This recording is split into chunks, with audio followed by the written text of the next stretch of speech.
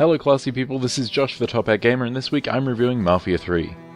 I'm not gonna lie, I've never played the Mafia games before. I've either been too busy or simply not interested in them previously, and Mafia 3's particular setting and protagonist seemed somewhat fresh to me, so I thought I'd give it a try. I can't tell you how Mafia 3 stands up in the context of the series, but I can at least find out if it was worth checking out. So let's do just that. Mafia 3 is set in 1968 in a fictional reimagining of New Orleans known as New Bordeaux, and revolves around Lincoln Clay, an orphan who reunites with his adopted family in the Black Mob after having served as a Special Forces soldier in Vietnam. After finding out that his family is in debt to the Marcano crime family, and subsequently helping with a big score to set things straight, Lincoln and the Black Mob are betrayed, and Lincoln is left for dead. Following our hero's miraculous survival, Lincoln sets out for revenge, and must build up his own forces while systematically dismantling the Marcano Empire in control of New Bordeaux. Taken at face value, Mafia 3 is a fairly standard revenge story, but it paces itself nicely and actually takes the time to get you invested in the characters before tragedy strikes to set off the actual plot. Additionally, this is as much a story about the time and place as it is about Lincoln Clay's revenge.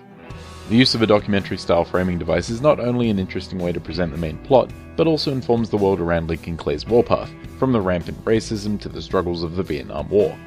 It also doesn't hurt that the game pulls zero punches when it comes to using uncomfortable language or portraying outdated attitudes, so you get a real sense of discomfort, of being a part of a society that doesn't even attempt to hide its disdain for you. Having all that context certainly helps to motivate you when it comes to getting even with the racist world that took Lincoln's family away from him. Rampant racism aside, the world of Mafia 3 is wonderfully brought to life by some of the best audio design I've heard in a video game, hands down. From little things like the dull thud of a pistol firing or the screech of your muscle car's tires as you speed down the road, to more noticeable elements such as the passionately delivered voice work or the brilliantly curated and implemented soundtrack, Mafia 3 doesn't make a single wrong move in terms of its audio. Seriously, that soundtrack is amazing. I mean, you boot it up and bam, there's Jimi Hendrix. And before you know it, the Rolling Stones, Creedence Clearwater Revival, and Little Richard are all punctuating the key moments of Lincoln's journey. Plus there's a mile-long list of songs playing at any given moment on the radio, and they're all winners. With that in mind, Mafia 3 doesn't quite reach the same quality with its visuals, though it's certainly not bad either. Aside from the rare ragdoll glitch and a weirdly blurry skybox, Mafia 3 looks solid, and runs consistently for the most part.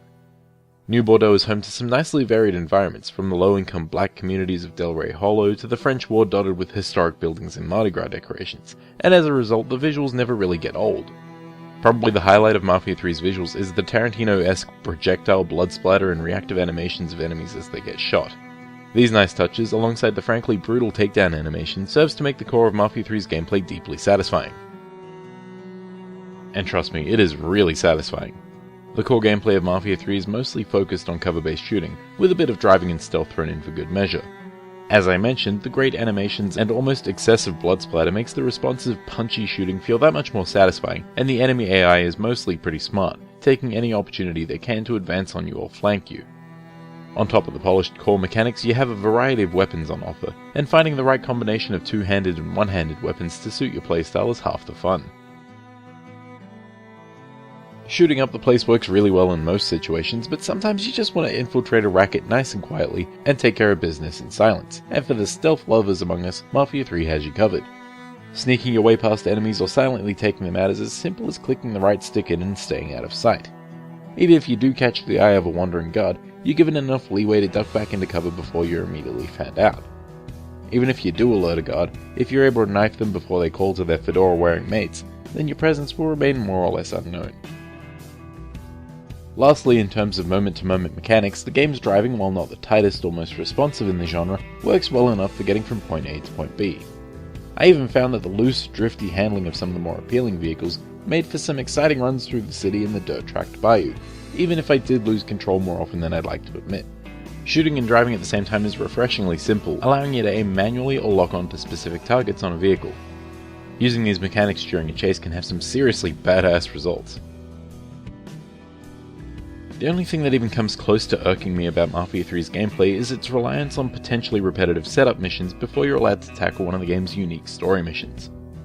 I say potentially repetitive simply for the fact that these simple objectives never really wore me down like I've seen for other people. This is partly thanks to the gameplay being so rock solid, and the unique story missions are more than exciting enough to make up for the potential monotony of busting up criminal rackets. With the game's content in mind, Mafia 3 doesn't really make great use of its open world, beyond allowing for multiple ways to approach enemy territory. Being an open world crime game, there are some obvious comparisons drawn to the king of the genre, GTA, and while Mafia 3 may not offer the same breadth of content as the synonymous open world series, it takes the opportunity to really nail down its core concepts and mechanics. Mafia 3 may not be a jack of all trades, but what it does well. And although the game may not fill its map with side content beyond collectibles that is, it does utilize it for a different purpose. By hunting down and removing Marcano's crime family, you free the map up from the hold of the Italian mob, allowing you to plant your own lieutenants to control the relevant rackets while you're exacting your revenge. Granting certain businesses to specific lieutenants will give you upgrades, equipment, and favors for free, and giving your lieutenant an entire district will increase their loyalty to you. Basically, that means that if you favor one of your cohorts over the others, then you may need to take care of them before they turn on you. It's a very neat concept, but in practice it feels a bit too easy to keep everyone on side. On the one hand, I got to keep all my friends happy and no one turned on me, but on the other hand, there's never a huge sense of high stakes or tension. While using this mechanic to unlock gear is a solid way of doling out rewards, it would have been nice if keeping everyone happy was a more challenging task. As it stands, the district management comes off as a bit superficial. And that's honestly all there really is to Mafia 3. Like I said, it's not a jack of all trades and doesn't offer the same huge levels of content as other sandbox titles, but what it does do, it does right. Combat feels punchy and satisfying, and while there's not a whole lot to do outside of breaking down rackets and hunting mob leaders, the world you do it in is well thought out and extremely memorable, thanks to the distinct environments and pure gold soundtrack.